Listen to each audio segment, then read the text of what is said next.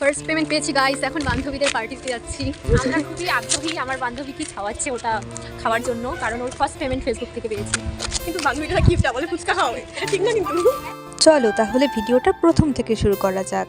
আজ সকালটাই শুরু হলো মায়ের হাতের চা দিয়ে।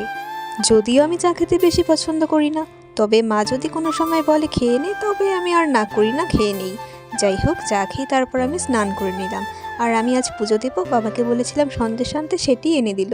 আর এদিকে দেখি আমার মা আবার চা বসিয়ে দিয়েছে, কারণ পৌরসভা থেকে নাকি অনেকগুলো কাকু এসেছে জঙ্গল পরিষ্কার করার জন্য, আর ওনারাই বলেছেন একটু লাল চা বানিয়ে দিতে। যাই হোক, তারপর আমি রেডি হয়ে চলে এলাম কলেজে। মেইন পরীক্ষা তো এখনো স্টার্টই হয়নি, আর তার আগে আমাদের ইন্টারনাল এক্সাম চলছে। তবে এটা একটা ভালো দিক, পরীক্ষার আগে আজকে আমাদের লাস্ট কলেজ। তারপর এক্সাম দেওয়ার পর আমরা সবাই মিলে একটু বুক ক্লাবের কাজ করছিলাম। যেহেতু বললাম আজকেই লাস্ট দিন পরীক্ষার আগে, তাই একটু বেশি কাজ ছিল। জানো, আমরা বয়সের দিক থেকে এখন বড় হয়ে গেলেও এখনও সেই স্কুল লাইফের মতো ফার্স্ট বেঞ্চে বসার জন্য তাড়াহুড়ো লাগিয়ে দিই। কেন জানি না, আগে থেকেই ফার্স্ট বেঞ্চ ছাড়া অন্য বেঞ্চে বসতে ভালো লাগে না। আগে তো ভাবতাম আমি এই সমস্যাটা হয়তো আমারই, তবে এখন দেখি আমার বান্ধবীরাও আমার মতোই।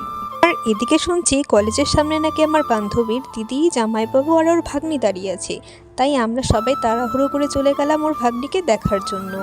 আসলে বান্ধবীর দিদি জামাইবাবুর আজ ছিল অ্যানিভার্সারি। আর এই দেখো আমার বান্ধবীর কিউট ভাগ্নি, আমরাও একটু কোলে নিয়ে নিলাম।